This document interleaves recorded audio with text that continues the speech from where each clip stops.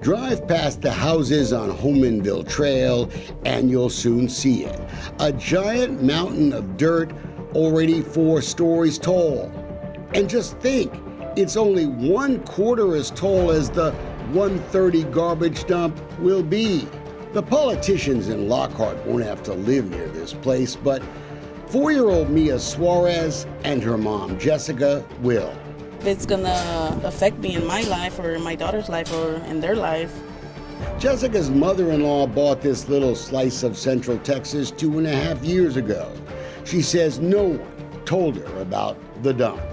O sea, no está bien lo que están haciendo. She doesn't think it's safe for the community here. Mia and her family surely don't know the newest developments. A new company called IWSG now owns the permit. The owners have gotten rich in the garbage business. Look at their big mansions, their vacation homes. Todo lo que iban a hacer, pero nadie nos ha. No one has come to explain nothing. Her daughter had to search it up on internet, and that's how they found out what was going on. Don't you think Mia deserves to know more? We're not going to have a public hearing. I know you want us to have a public hearing. We're not going to have a public hearing about it. That, my friends, is called going back on your word. Just months ago, this was your county judge on Facebook when one of his other constituents suggested it was time to tell the public what was going on. Quoting, "That will be welcome. It will give us a chance to discuss this publicly with all the facts on display." It never happened. You may remember Caldwell County citizens spent months working on tougher safety rules when Green Group owned the permit. The company simply ignored them. The politicians did nothing. Are you mad about that? Yes. Have you told them that you're mad about it? Yes. Have you ever discussed it publicly at a commissioners meeting? We're not going to have a public hearing. But who is IWSG? They clearly plan to use the 130 dump site as their launching ground for a new Texas garbage empire. I know as much as anybody can know about that company. You know, they're a publicly traded company as far as I know. Tell me about their experience in landfill. Don't know. Have no idea. Hey, check their website, Judge. They haven't owned a dump before. With Charlie Appleby, CEO at Advanced Disposal, based in Florida. But we do know the owners have a long history running another company called Advanced Disposal.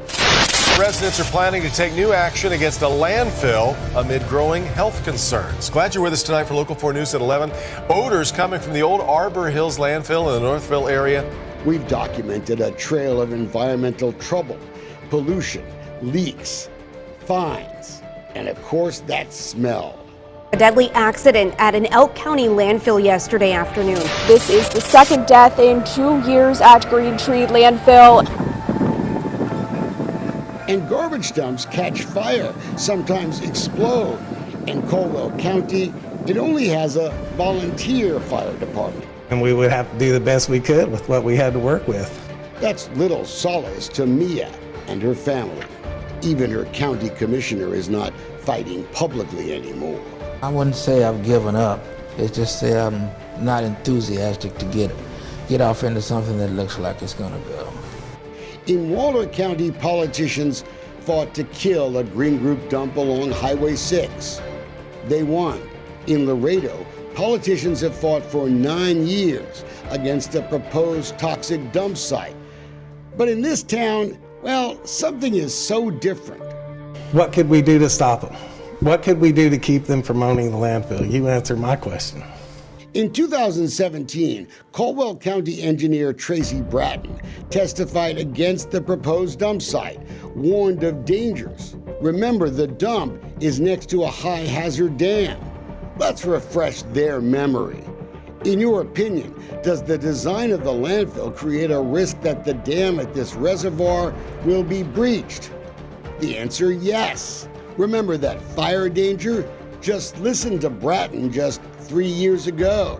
Quoting, "I'm concerned about the accessibility of the site in a disaster or emergency. The garbage trucks would also be using the most dangerous intersection in town." Yet just weeks ago, Tracy Bratton approved the construction permit for that very same dump after just a few hours of review. Earlier, he had approved the flood permits. What changed? Mia has a right to know. What hasn't gone unnoticed by dump opponents is that Bratton now works for an engineering company called Doucette and Associates, the same company where Caldwell County Commissioner Ed Theriot works. I make a motion to direct our council to not file for a rehearing on the 130 environmental park. It was Theriot who first moved to end the legal fight. Then Commissioner Hayden agreed. The judge has refused to honor a county ordinance that might have stopped the dump. We cannot attempt to enforce the siting ordinance until it takes its way through court. The legal fight against the permit still rages on in court, but not by the guy who runs the county. Instead, by citizens. They've lost the first round.